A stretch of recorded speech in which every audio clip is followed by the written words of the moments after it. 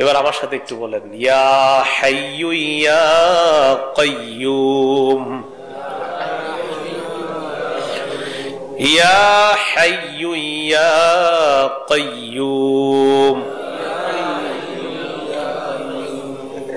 মাগরিবের পর, এশার পর মসজিদের মুসল্লি সবাই বের হয়ে গেছে। ইমাম সাহেব, খতিব সাহেব, মুয়াজ্জিন কেউ নাই। সামনে শীতকাল, চাদরটা মুড়ি দিয়ে এক কোনায় বসে যাবেন, কেউ দেখতেছে না আপনারে।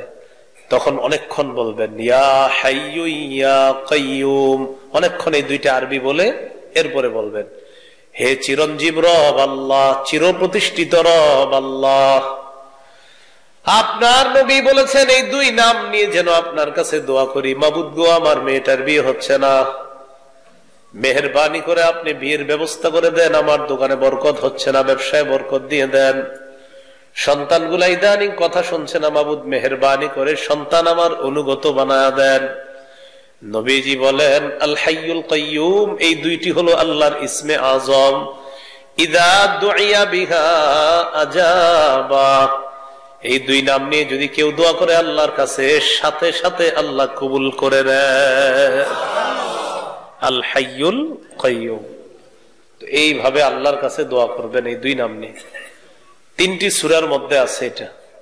সূরা বাকারার 255 যে আয়াত পড়লাম, আল্লাহু লা ইলাহা ইল্লা হুয়াল হাইয়ুল কাইয়ুম। সূরা আলী ইমরানের 2 নম্বর আয়াতে আছে আলিফ লাম মিম আল্লাহু লা ইলাহা ইল্লা হুয়াল হাইয়ুল কাইয়ুম। সূরা তাহার 111 নম্বর আয়াতে আছে ওয়ানাতিল ওয়ুজুহু লিল হাইয়িল কাইয়ুম। এই দুইটা ইসমে আজম, এই দুই নাম নিয়ে আল্লাহর কাছে দোয়া করলে আল্লাহ তাআলা তার দোয়া কবুল করবেন। লা তাখুযুহু সিনাতু ওয়ালা নাওম, তন্দ্রা আল্লাহ তাআলাকে স্পর্শ করে না, নিদ্রা আল্লাহ তাআলাকে স্পর্শ করে না। قال رسول الله صلى الله عليه وسلم إن الله لا ينام ولا ينبغي له أن ينام। নবীজি বলেন নিশ্চয়ই আল্লাহ তাআলা ঘুমান না, ঘুমানো আল্লাহর জন্য শোভাও পায় না।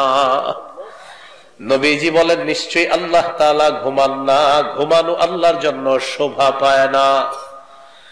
লা তাখুযুহু সিনাতু ওয়ালা নাওম লাহু মা ফিস সামাওয়াতি ওয়া মা ফিল আরদ। আসমান জমিনের যা কিছু আছে সব তার।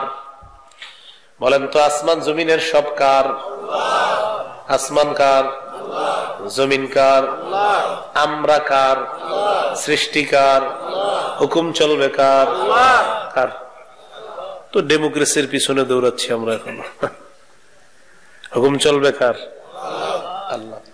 কুফরি মতবাদকে মানুষ এমন ভাবে প্রমোট করতেছে, মনে হয় যে এটাই সঠিক। কি মনে হয়? কুফরি মতবাদকে কুফরি বলতে হবে, এটাকে সঠিক বলার কোনো সুযোগ নেই। সৃষ্টিকার, হুকুম চলবে কার? আলা লাহুল খালকু ওয়াল আমর, সৃষ্টি তার, হুকুমও তার, আদেশও তার। আসমান আল্লাহর, জমিন আল্লাহর, সৃষ্টি আল্লাহর, আইন চলবে আল্লাহর। তাহলে বাংলাদেশের আইন কেন কোরআন না? মুসলমান কান্ট্রি না আমরা, তো কোথায়? আসমান আল্লাহর, জমিন আল্লাহর, সৃষ্টি আল্লাহর, হুকুম চলতেছে পশ্চিমার পশ্চিমার। এই জন্য আফগানিস্তান বুঝাই দিছে আমরা কাউরে গনার টাইম নাই, ওনার টাইম নাই। লাহু মা ফিস সামাওয়াতি ওয়া মা ফিল আরদ, আসমান জমিনের সবকিছু তার। আসমান আল্লাহর, জমিন আল্লাহর, সৃষ্টি আল্লাহর, মানুষও আল্লাহর। আর মানুষ অন্যের আইন মাইনা চলতে চায়, এজন্য আল্লাহ বললেন আলা লাহুল খালকু ওয়াল আমর, সৃষ্টি যার, হুকুমও চলবে তার।